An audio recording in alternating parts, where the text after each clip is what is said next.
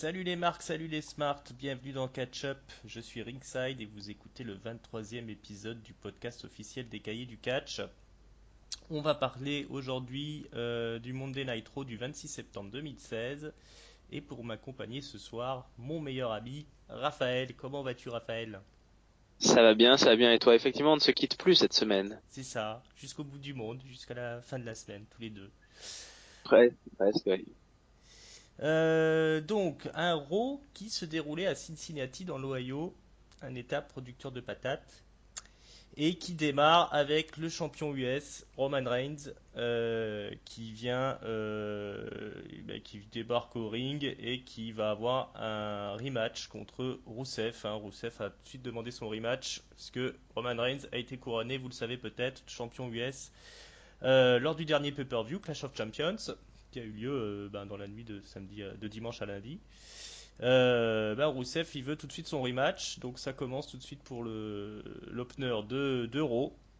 Donc on a un match qui est très tourné autour de la lutte au sol avec beaucoup de prises au sol, des ceintures avant, des colliers arrière, des choses comme ça. Roman Reigns y vend une blessure au dos. Il se tient souvent le dos, ce qui l'handicape pas mal dans le match. On a des preuves de force autour d'une prise de l'ours portée par Rousseff. Un puissant dropkick de Rousseff à un moment donné. Des puissantes souplesses également, toujours donc tout en puissance, Rousseff. À un moment donné, tous les deux passent par-dessus la troisième corde. Rousseff il va encore envoyer Roman Reigns dans le poteau, histoire de lui bousiller encore un peu plus le dos. On se retrouve aussi un peu plus tard dans le match avec une séquence dans le coin du ring sur la troisième corde où Rousseff tente un superplex qui est contré. Roman Reigns en profite pour faire une diving clothesline, place un Samoan drop, il tente une power bomb. Voilà, tout ça est très serré, mais ça se termine au final par un double décompte extérieur. Euh, voilà, Roman Reigns il va se battre avec Rousseff à l'extérieur et puis ils font pas attention aux décomptes de l'arbitre, donc ils se font compter. Euh, donc après ils vont se battre dans le public aussi, voilà, c'est pas mal pour ouvrir le show. Et au final, pendant qu'ils sont en train de se battre, Rousseff il réussit à attraper une chaise.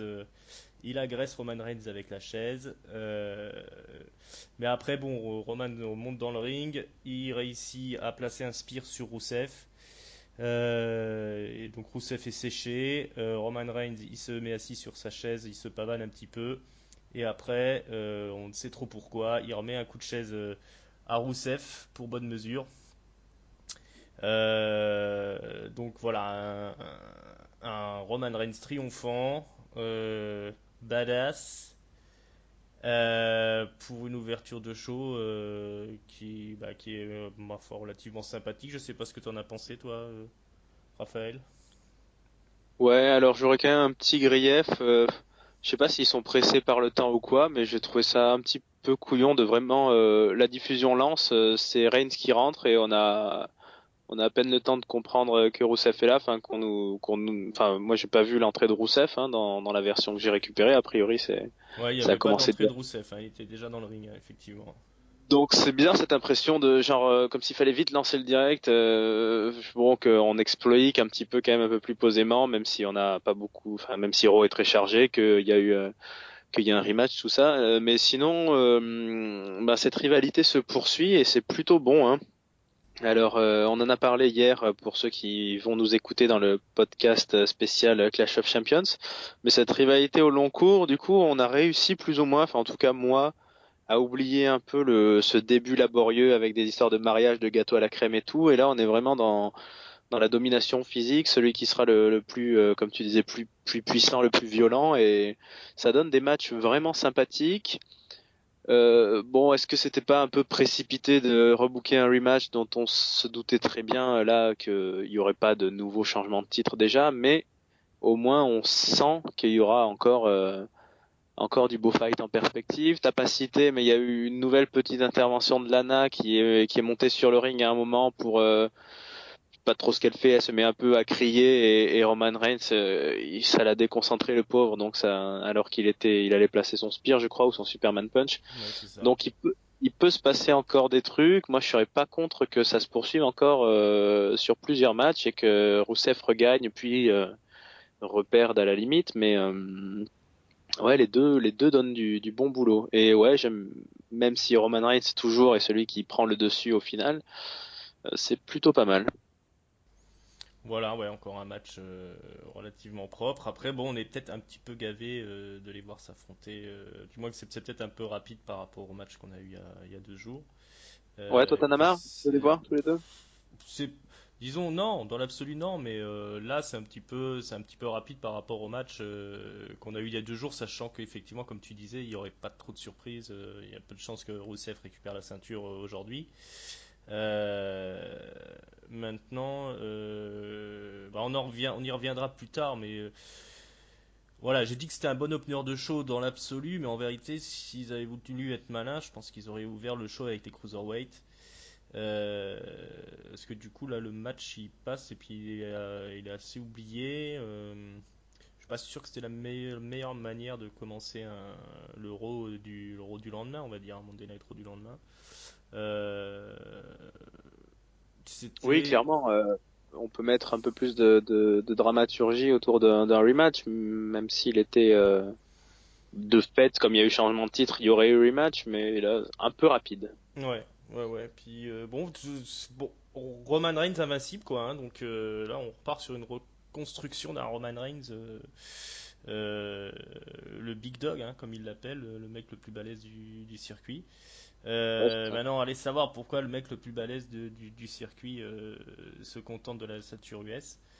Euh, à voir comment ce sera exploité par la suite, qu'est-ce qu'il va en faire de cette ceinture. Ah, là, Là, tu ouvres un débat hmm, qui est important, effectivement, oui. c'est ça. Là, on n'a pas plus d'explications là-dessus pour l'instant. Voilà, bon, on verra bien hein, si on a des suites de tout ça la semaine prochaine. Oui, sûrement. Voilà, c'était bon, une manière d'ouvrir le show, pas forcément la meilleure à mes yeux, mais ça reste quelque chose de quand même spectaculaire et propre au final, hein. Alors, on a une petite pub ensuite pour le nouveau jeu vidéo qui va sortir WWE 2K17. Plutôt pas mal faite la pub. Ce qui est marrant, c'est qu'on Oui, voit Alberto Del Rio dedans. c'est exactement ce que j'allais dire. Ça fait plaisir de revoir Del Rio, ouais. Ouais, là, il est tout charismatique, tout avec sa belle gueule. On se dit ils ont vraiment loupé quelque chose en le laissant partir. Euh, voilà, alors après, on a Mick Foley qui est dans le ring et qui nous parle de l'affrontement qui a volé le show pendant le pay-per-view de Clash of Champions, la finale du Best of Seven entre Sheamus et Cesaro, qui s'est Mhm. terminée donc par un no contest pour raison médicale, puisque c'est les médecins qui ont arrêté le combat. Cesaro était visiblement blessé au bras. Et Sheamus, il voyait plus trop clair, hein, il savait plus trop où il habitait. Et donc, Mick Foley fait venir Sheamus puis Cesaro sur le ring. Et bon, là, chacun revendique un peu la victoire. Chacun explique que c'était lui le plus dominateur, donc c'est lui qui a le droit au titre, hein, parce qu'il y avait enfin, au title shot, parce qu'il y avait un title shot en jeu pour le gagnant. Rapidement, Mick Foley, il explique que tous les deux ont raison, chacun de son côté. Et du coup, ils vont chacun avoir un title shot, mais ce sera pour le même championship, pour le championship tag team. Il leur explique qu'ils vont former une équipe tous les deux ensemble et qu'ils vont partir à la course au titre. Euh, Là-dessus, on a les champions qui débarquent, le New Day, euh, et ils partent pour un rematch En fait, ils débarquent pour leur match de ce soir, hein, qui est un rematch de Clash of Champions, ce qu'ils affrontent à nouveau Gallows et Anderson. Donc ça s'enchaîne tout de suite, hein, Cesaro, Sheamus quitte le ring.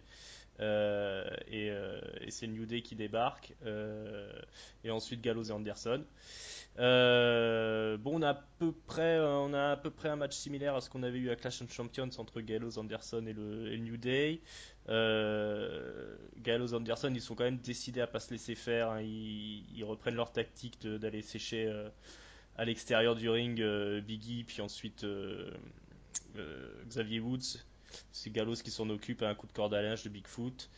Il passe pas loin de la victoire, mais au final, c'est quand même le New Day qui remporte grâce à Kofi Kingston qui arrive à placer un Trouble in Paradise après s'être fait exploser le front, et il termine en sang, Kofi Kingston, dans le match.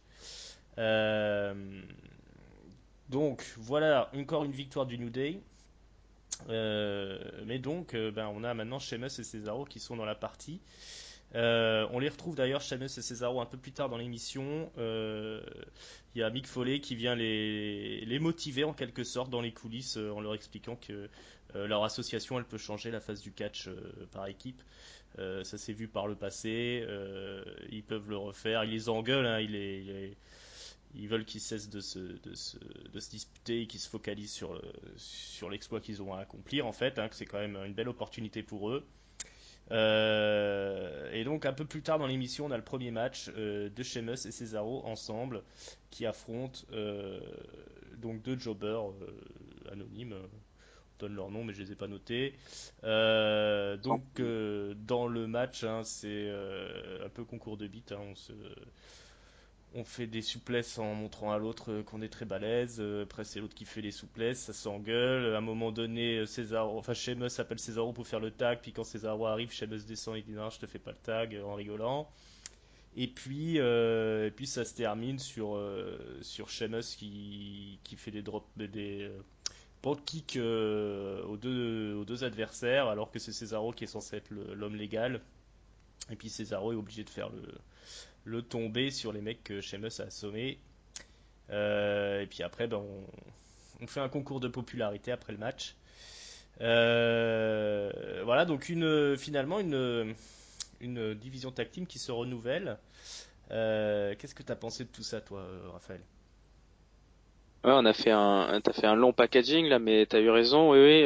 Bah, d'abord on va commencer par le plus rapide, c'est-à-dire le rematch. Donc, ouais, ça fait deux rematchs de la veille en fait dans la même soirée. C'est peut-être un peu beaucoup et un peu rapide. Et comme t'as dit, c'était encore un match correct, mais du coup, bah toujours sans suspense. Hein, quand t'as 401 jours de règne, tu vas pas perdre sur le Raw du lendemain. Enfin, ça aurait C'est été ça. le Raw du lendemain de WrestleMania ou de SummerSlam encore, mais bon, le Raw du lendemain de Clash of Champions, c'est pas non plus un moment de ouf. Mais c'était pas trop mal par l'histoire racontée parce que le New Day a quand même gagné clean ce coup-ci sans tricher, mais on sent qu'ils se sont vraiment sortis les tripes. Alors du coup, il y a eu la blessure, bah non scénarisée, j'imagine, de Kofi Kingston qui rajoute un peu de dramaturgie, mais Mhm. c'est vrai que le voir finir lui tout seul sur le Trouble in Paradise et pas sur leur finisher à deux, c'était assez sympa. Et puis du coup, bah effectivement, là, pour le coup, je pense que ça tourne la page de Gallows et Anderson en tant que challenger. On verra s'ils peuvent rebondir ailleurs. Et ça ouvre des perspectives pour le duo. D'ailleurs, j'avais envie de proposer un petit jeu pour tous ceux qui nous écoutent, hein, de proposer un nom pour l'équipe de Cesaro et Sheamus, et le meilleur nom gagnera un prix qu'on va discuter entre nous dans les rédactions de Catch-up. Qu'est-ce que t'en dis? Oui, c'est possible, c'est tout à fait faisable. Bah ouais, bah écoutez dans les commentaires, hein, n'hésitez pas à nous faire vos propositions. Bon, là, comme ça, à part chez Zaro, mais c'est pas super, Ouais, c'est pas c'est pas terrible là. Ouais, bah oui, bah écoutez, ça peut être marrant. Ouais, bah pour le reste, hein, je suis d'accord avec toi, hein, c'est-à-dire que effectivement, sur ce match-là entre Gallows, Anderson et New Day, voilà, on a déjà vu ça, et puis y a pas grand-chose de nouveau qui fait que qu'on va être renversé. Ça reste joliment exécuté. Mais c'est sûr que ça sent la fin de parcours un petit peu dans la course au titre pour Gallows et Anderson. Euh, et puis bon, sur l'association Sheamus Cesaro, je pense qu'on s'oriente vers un truc qui va ressembler à la team Hell No. Je pense que ça peut être rigolo. Qu'est-ce que... Oui, c'est exactement ce que ça m'a fait penser, moi, quand ils ont fait quand ils ont fait leur petit concours de popularité à la fin. Et je crois vraiment que ça peut bien marcher. Alors on pourrait en débattre longtemps. Est-ce que c'est vraiment ce qu'on attendrait pour notamment pour Cesaro, hein. Je pense qu'on est tous des très grands fans de Cesaro, et tant qu'il brandira pas une ceinture mondiale à WrestleMania, on trouvera qu'il est sous-utilisé. Mhm. Et c'est vrai que s'il avait pu avoir un vrai title shot individuel pour l'Universal Championship, ça aurait été mieux. Mais ça va être une association, à mon avis, qui va être sympa sur le ring. Ils ont moyen de nous faire rire par leur petite concours de pectoraux, tout en étant bon sur le ring. Et puis ça marche bien, ouais, comme tu le disais, la Team Elno c'était hyper populaire.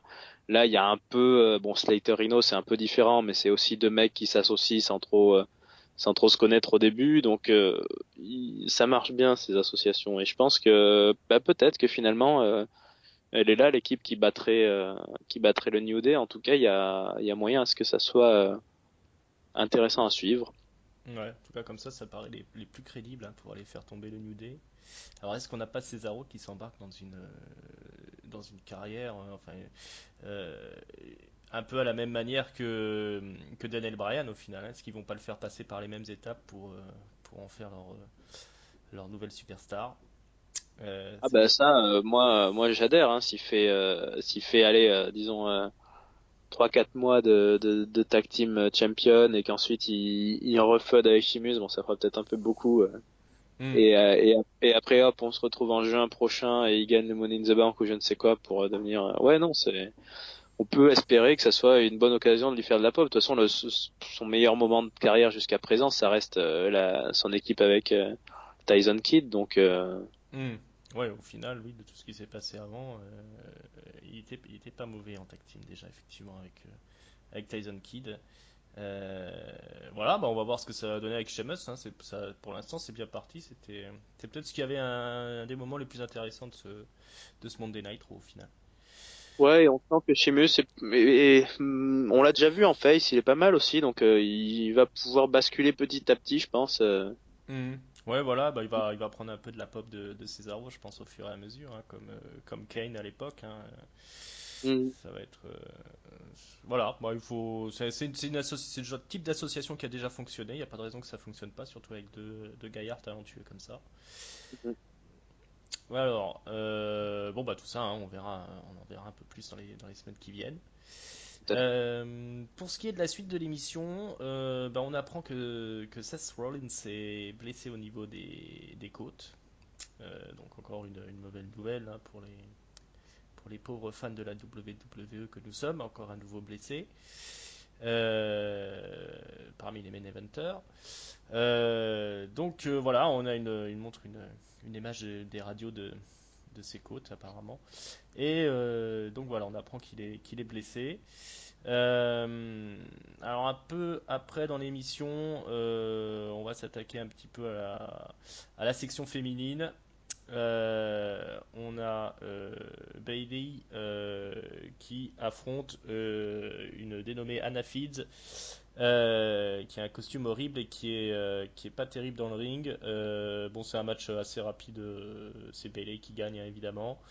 Euh, et donc après, je sais pas si tu as quelque chose à dire sur ce match. Non, bah, faisons le packaging de la division féminine, on Ouais, verra hein, après peut-être. on enchaîne. Donc, bah, après, un peu plus tard dans l'émission, c'est Charlotte, hein, qui vient sur le ring. Donc, elle explique qu'elle a encore gagné, que c'était sa soirée, Clash of Champions, qu'elle est décidément imbattable. Je crois qu'elle est toujours invaincue en pay-per-view. Je crois que c'est quelque chose comme 12-0. Ouais, c'est ce qui a Euh, été dit, ouais. ouais, c'est ce qui a été dit dans l'émission. Un vaincu en pay-per-view pour le titre Ouais, mondial, je crois. pour Hein. le titre, ouais, ça doit être quelque chose comme ça. Ils ont dû perdre avec la team. Ouais, non, avec la team PCB, non. Bah, je sais plus. Peut-être Ouais. un vaincu tout court, ouais. Parce qu'ils disent quand même 12-0, donc je pense que 12-0, c'est que ça doit quand même compter tous les pay-per-view qu'elle a fait, hein. En tout cas en solo, on va dire. Donc voilà, elle dit c'est dommage, hein, vous êtes tous déçus quand c'est moi qui gagne. Voilà, vous préférez que ce soit Bayley ou Sasha Banks, mais rien du tout, c'est moi le money maker au féminin de la WWE. Et là-dessus, donc évidemment, il y a Sasha Banks qui arrive. Donc évidemment, elle vient réclamer son rematch, hein, comme tout le monde. Donc, Charlotte, elle dit bah oui, si je t'accorde ton match. C'est parti, elle enlève son peignoir et au dernier moment, elle fait je t'accorde ton match, mais pas cette semaine, la semaine prochaine. La bonne blague. Donc ça, Sacha Banks, ça l'énerve, elle lui met une gifle. Elle s'attaque à Dana Brooke qui était là, hein, depuis le début évidemment. Et puis ça se termine par Sacha Banks qui arrive à se débarrasser à la fois de Charlotte et à la fois de Dana Brooke. Et qui reste un peu victorieuse, hein, sur le ring. Le match Charlotte-Sacha Banks c'est signé pour la semaine prochaine du coup. Donc là, je l'ai fait rapidement, mais c'était quand même assez long là, le passage de Charlotte sur le ring, au micro. J'ai trouvé qu'elle avait vraiment bien géré la foule. Je sais pas si t'as pensé de même, toi, Raphaël. Oui, oui, bah, je crois qu'on se félicite tous des progrès de Charlotte parce que là, pour le coup, on l'a vraiment vu partir de loin ces dernières années, enfin ces derniers mois. On se souvient encore de ses promos très très laborieuses quand Paige parlait de son frère ou quand elle parlait de son père. Enfin bref, elle semble beaucoup plus à l'aise en heel et maintenant ouais, elle est vraiment très très très très bonne dans son personnage méprisant de Queen. Et ouais, moi j'ai trouvé pas mal au micro aussi. Et Sasha Banks, on le dit tous, mais c'est beaucoup plus laborieux. Mais je crois que c'est normal parce qu'elle aussi, c'est quand même une fille qui se débrouille beaucoup mieux en heel. Hein. À NXT, elle était délicieuse dans ce rôle-là. Voilà, le problème c'est qu'elle est heel, mais son catch donne vraiment envie de la soutenir. Mais en face, ouais, elle dit pas grand-chose d'intéressant, quoi. Ouais, c'est toujours un peu ce même souci avec Sacha Banks. Et puis Charlotte, plus ça va, plus elle explose. Et au micro, ça devient vraiment quelque chose, hein. Là, elle a vraiment maîtrisé le public. C'était assez impressionnant. On aurait dit une taulière, quoi. On était presque au niveau d'un Chris Jericho, quoi. Euh, non, voilà, au final, plutôt un bon segment. Bon, on va repartir sur une rivalité Charlotte-Sacha Banks. Ça, c'est pas pour me déplaire. Est-ce que toi, tu trouves que c'est un peu trop de la redite ou ça te Bah, dérange pas?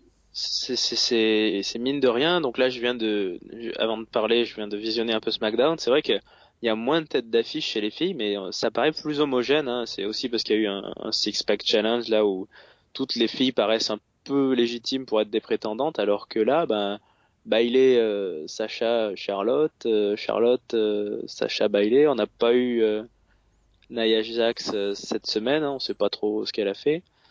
Et Bailey, bah ouais, quand même, c'est un peu bizarre de lui renvoyer le lendemain une jobbeuse locale dont tout le monde se fout. Alors elle a gagné, elle a dit un petit truc au micro quand même, comme quoi, ouais, bon, elle allait pas tarder à revenir dans la title picture, mais bon, on sent que c'est son personnage à Bailey aussi d'être une fille un peu discrète, un peu modeste. On sent qu'elle a envie de reconstruire un petit peu petit à petit, quoi, de pas se brûler les ailes trop vite. Mais je sais pas qui on va lui donner en attendant.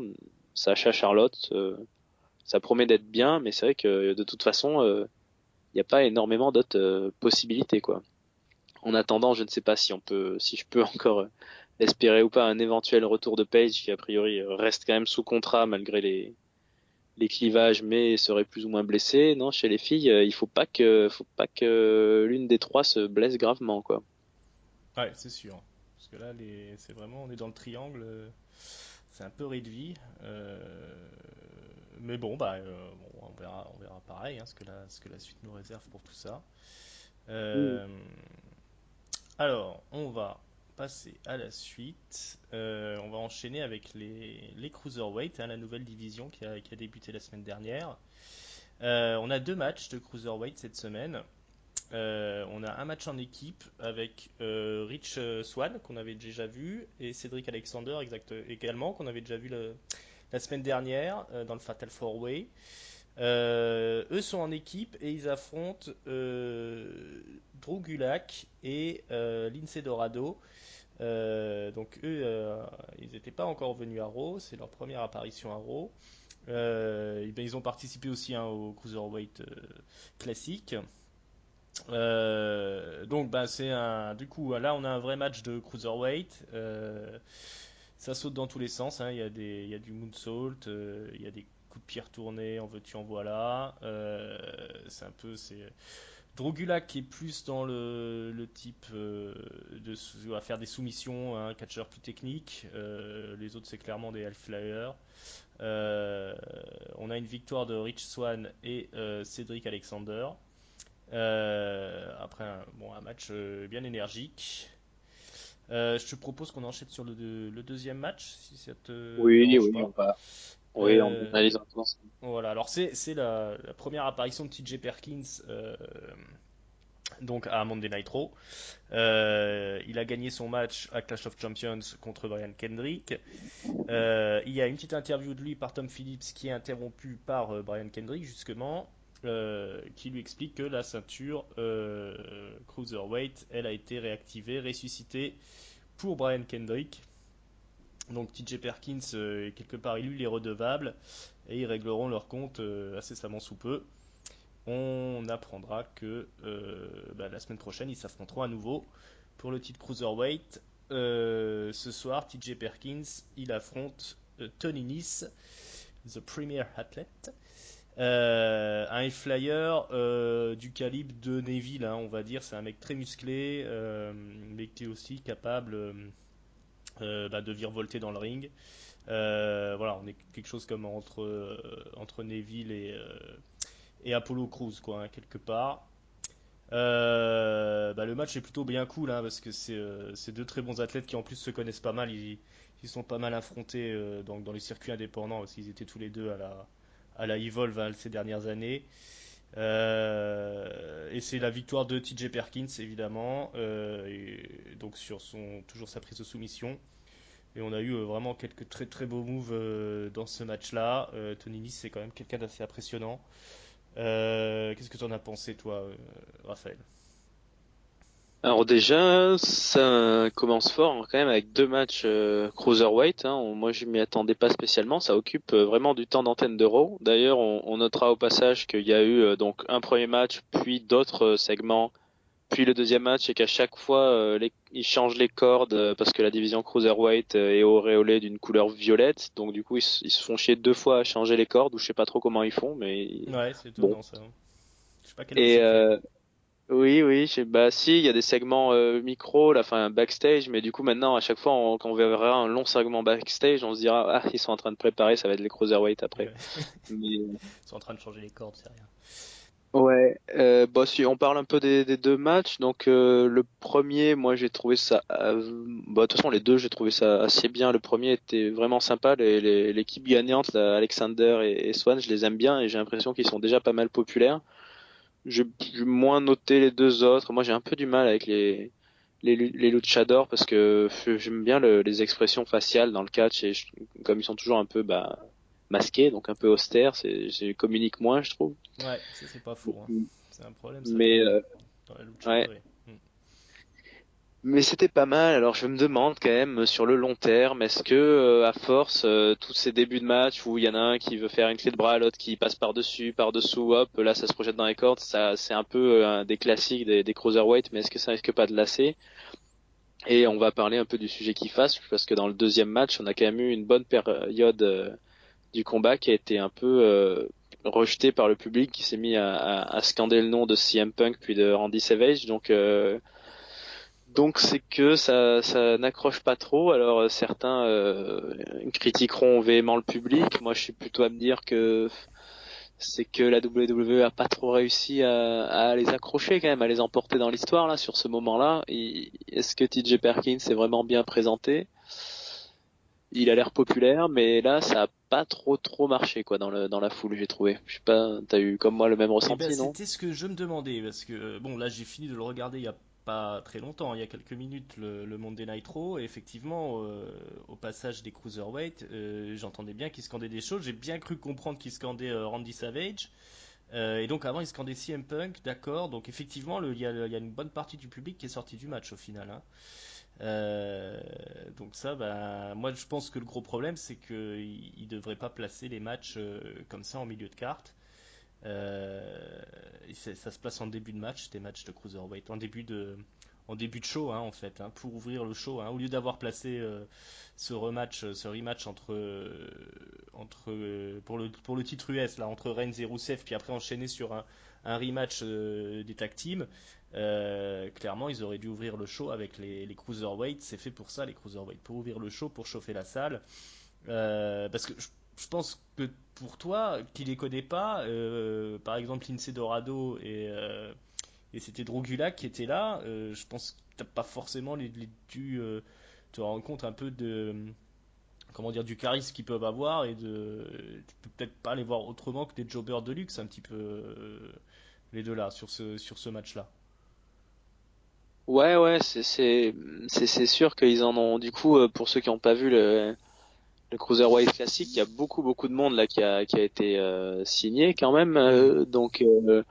Mais ceux qui sont bons, ça prend vite. Enfin là, Alexander et Rich Swann, moi je suis déjà assez fan et je pense que là ce match tag team était assez bon. Mais c'est vrai que l'autre match, pourtant TJ Perkins, il est populaire quand il arrive et on sent qu'il est bon, mais ça a pas. Moi, je vais te dire mon point de vue. Je pense il faudrait assez rapidement donner cette ceinture à Brian Kendrick en fait, parce que c'est beaucoup plus intéressant à suivre quand c'est un méchant qui a une ceinture et qui a un gentil qui veut la gagner que l'inverse en fait. Et ça donnerait peut-être plus de poids d'avoir un vieux heel expérimenté qui pourrait trash talker un peu les petits jeunes qui virevoltent. Moi, c'est mon point de vue. Je sais pas ce que t'en penses, mais ça pourrait remotiver un peu la division. Eh ben, clairement, si on se base sur ce qu'on voit là, ils sont plantés comment dire, la présentation de TJ Perkins, hein, donc ils sont à côté. Après, TJ Perkins, c'est dans le, comment dire, la carte indépendante, c'était même un mid-carder, c'était pas le mec qui faisait les main events de show à la Evolve, quoi, hein, c'est plus, parce qu'ils ont récupéré beaucoup de gens de la Evolve, hein, c'est pour ça que je parle de cette fédération. Ouais. Que ce soit Drew Gulak, TJ Perkins, Rich Swann, Cédric Alexander, tout ça c'est des gens qui faisaient les shows de la Evolve et ils n'étaient pas forcément en main event. C'était Johnny Gargano qui est pour l'instant coincé à NXT en tag team, Mm. qui était un peu la superstar de la Evolve. Ils auraient dû le faire monter lui, le faire gagner lui. Enfin, bon, c'est que mon point de vue, hein, mais voilà, TJ Perkins c'est peut-être un petit peu léger pour lancer cette division et puis la placer comme ça en milieu de carte. Voilà, les gens ils sont pas dedans au moment c'est pas le moment où ils ont envie de voir du catch technique de high flyer. La place des cruiserweights c'est en début de show et puis voilà, Ouais. il y a des règles un petit peu à respecter quand tu montes un spectacle.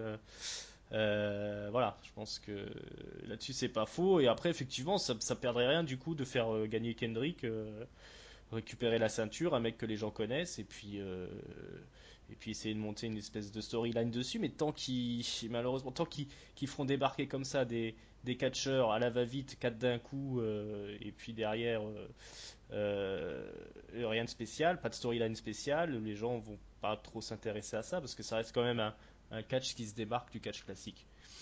Ouais. Euh, Est-ce que tu sais là de tête à peu près combien ils en ont signé là? Combien dans cette division? Ils sont 10, 12?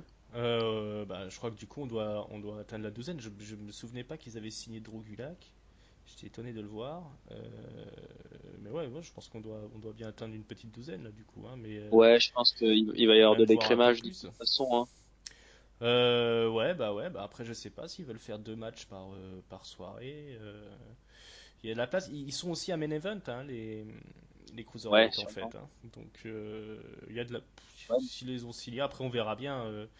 Mais ouais, mais je du coup pense c'est qu'il mal faut, exploité. ouais, il faut peut-être moins de gars qu'on voit plus souvent, comme ceux qu'on a déjà revus 2 ou 3 fois.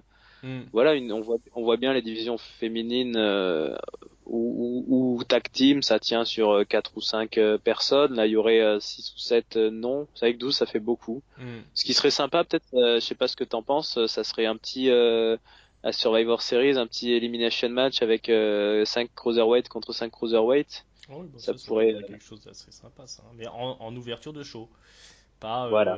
pas en milieu de carte, parce que c'est là où les gens fatiguent et c'est là où tu classes un Braun Strowman qui fait un squash c'était la place où tu avais les part-time players, quoi. Donc on s'est assez, on a assez râlé sur le fait qu'il y avait des segments comme ça, mais c'est pas, il y a quand même un placement dans la carte qui est important qu'il faut savoir respecter. Et là, c'est pas judicieux, je trouve, ce qu'ils font. Euh, donc ça, bon, bah, on verra par la suite si s'ils font le nécessaire pour corriger ça. Mhm. Si vous avez un autre avis, n'hésitez pas de le lancer dans les commentaires, hein, on en discutera. Bah, du coup, on va enchaîner, hein. Oui. Alors, Remettons les cordes rouges. voilà, on va passer. Bah, il nous reste que le main event, hein, j'ai l'impression qu'on a fait le tour.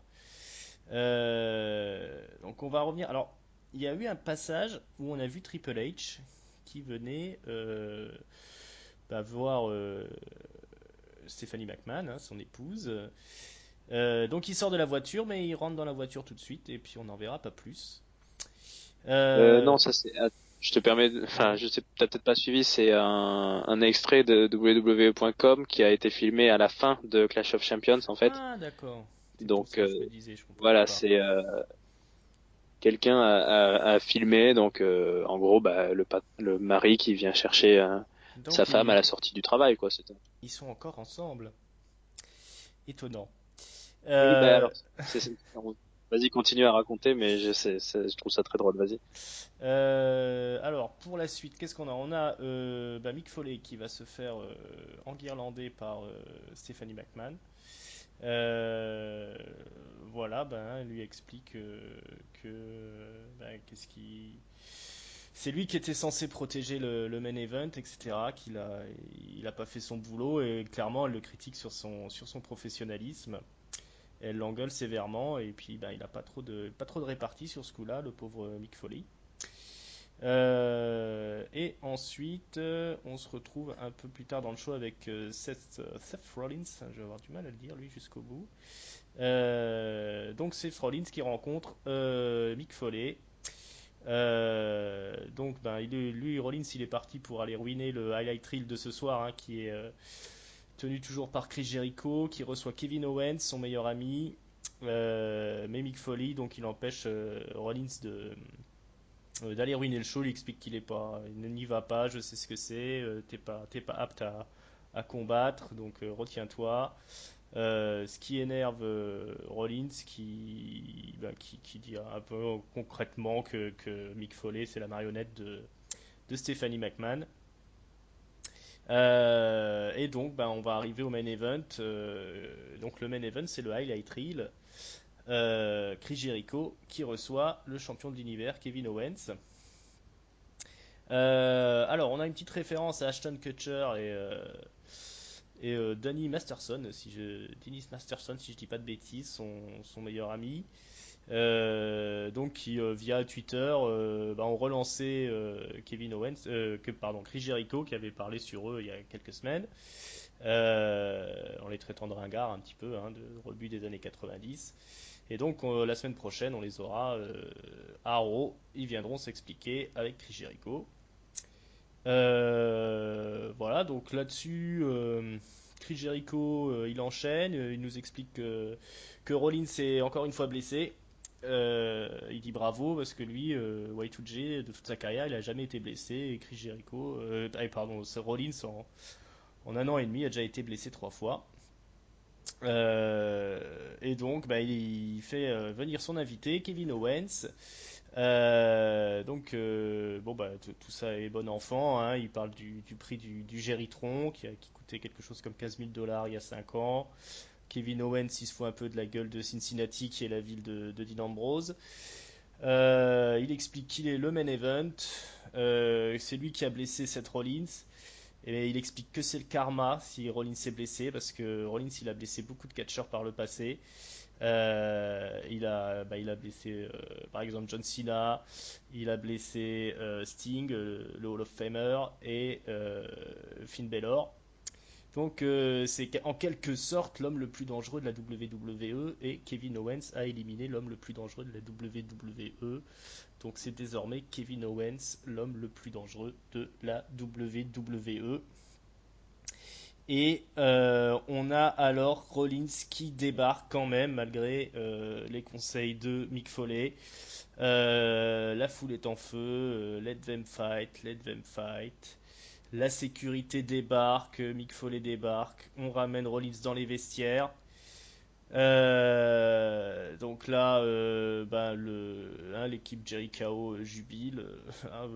Vous aurez bien voulu que Rollins y vienne sur le ring, nous mettre quelques coups, mais ce sera pas pour ce soir.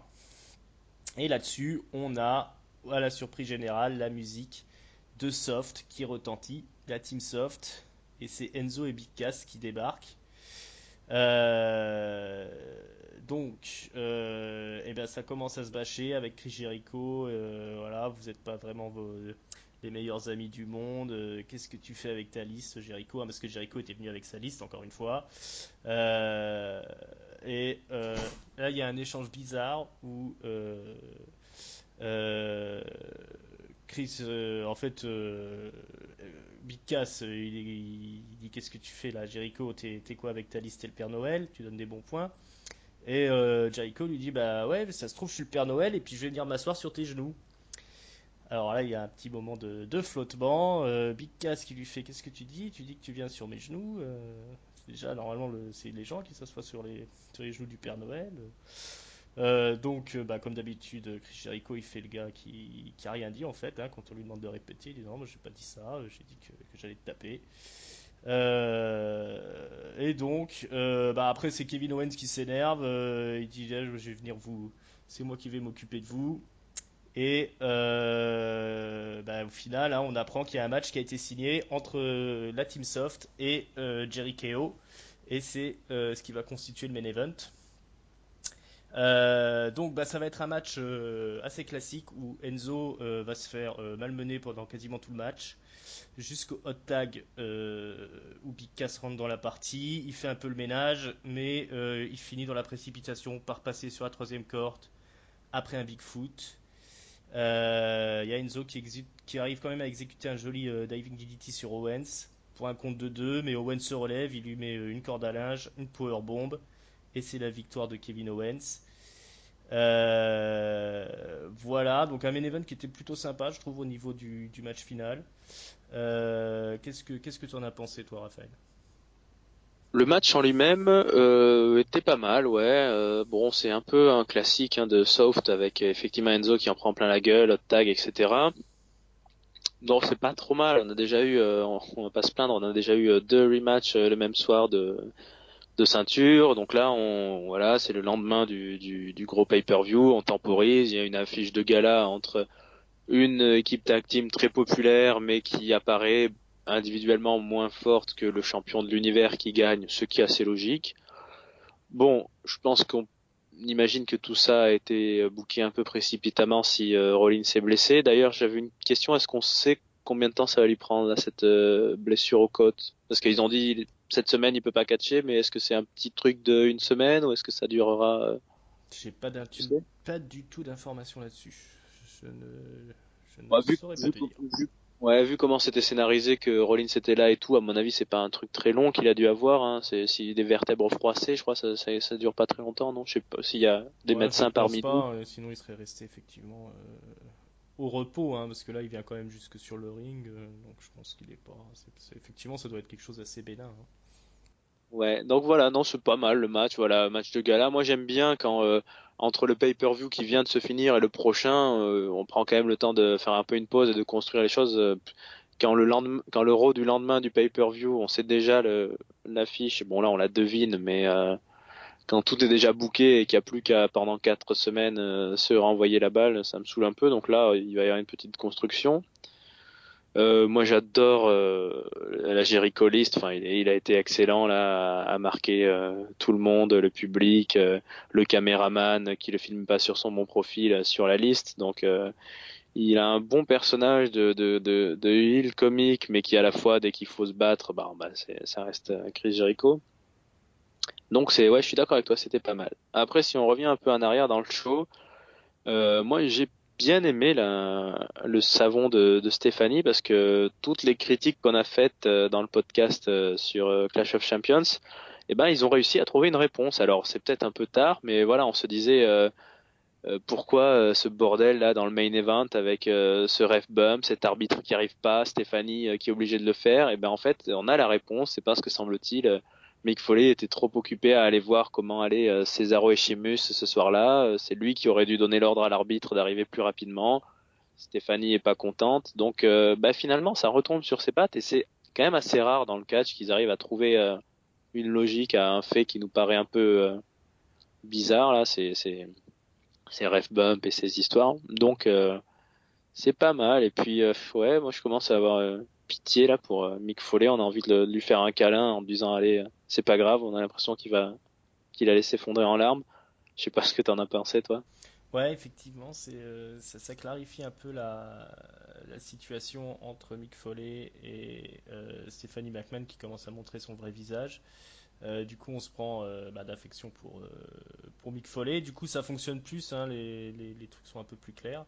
Et effectivement, c'est plutôt judicieux effectivement, d'avoir utilisé un peu le côté un peu bordélique du final de Clash of Champions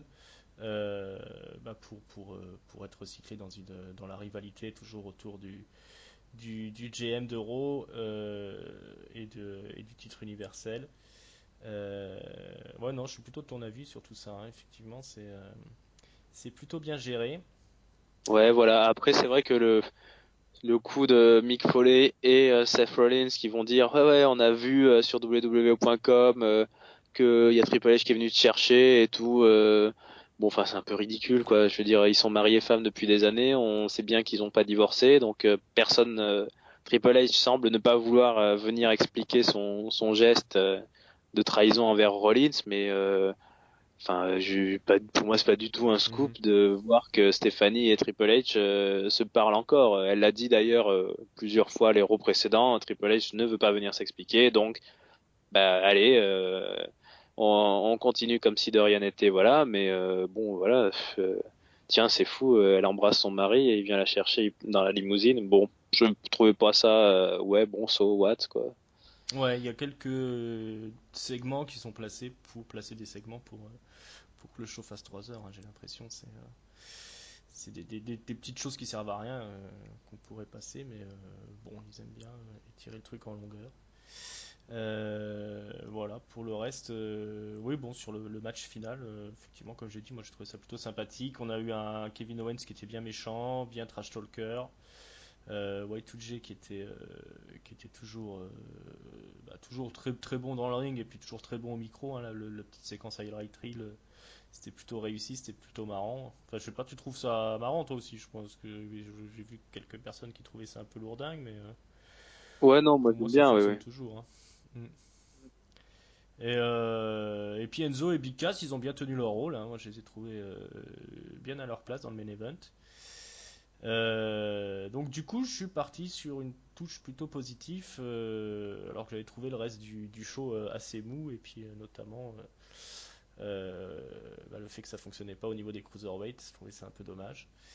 Et puis du coup, sur l'ensemble de ce Monday Night Raw, pardon, on va justement passer au mot de la fin.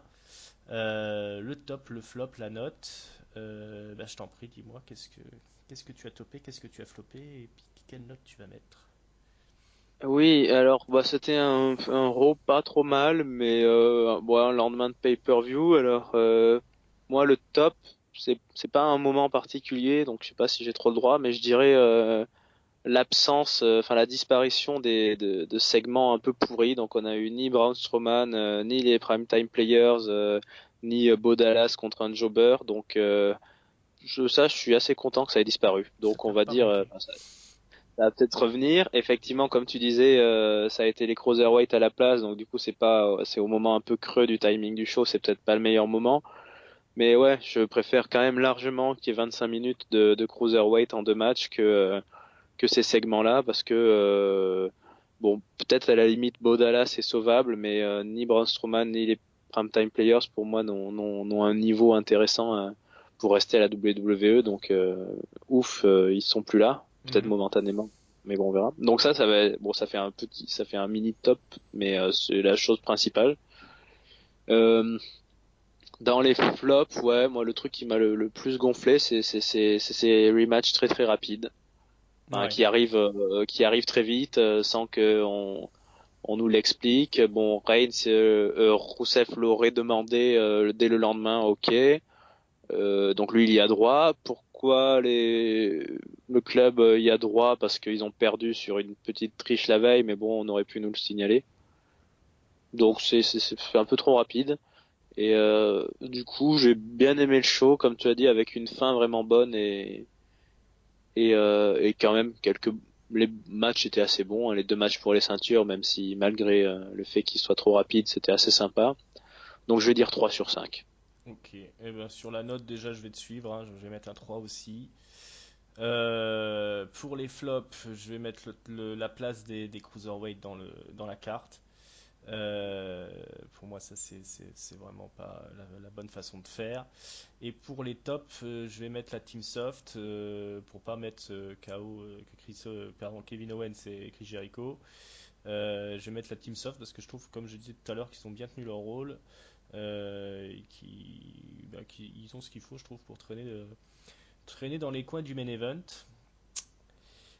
Ouais, ouais, Euh, on peut souligner, effectivement, je suis d'accord avec toi, leur utilisation. Tantôt, ils sont dans la title picture, mais bon, là, c'est un peu bouché parce qu'il y a le New Day quand même qui prend beaucoup de place et tout ça. Tantôt, ils affrontent d'autres main eventers qui forment des duos.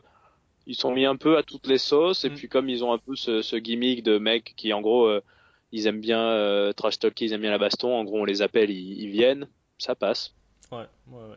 Puis bah, c'est loin d'être dégueu dans le ring, donc voilà, ce sera mon petit top pour cette semaine. Très- Voilà, bah écoute, on a fait le tour de la question. Mhm. Bah écoute, je vais rappeler à nos éditeurs que on peut nous écouter donc sur la page YouTube des Cahiers du Catch. Vous pouvez nous écouter sur iTunes, sur PodCloud. N'oubliez pas de vous abonner, n'oubliez pas de commenter. Je te remercie pour ta participation, Raphaël. Mais merci à toi, ce fut un plaisir. Tu as géré ça d'une main de maître, comme d'habitude. Oh, merci beaucoup. Je te souhaite de bonnes vacances, hein, parce que il me semble que tu t'en vas assez savant sous peu. Et oui, Et effectivement, je vais rater nos merci. Donc, mais bon, c'est comme ça, c'est les vacances. ouais, tu rattraperas. Oui. Voilà, puis pour le reste, eh ben, les amis, à nouveau, je vous souhaite une excellente semaine pleine de catch. Ciao, ciao. Au revoir.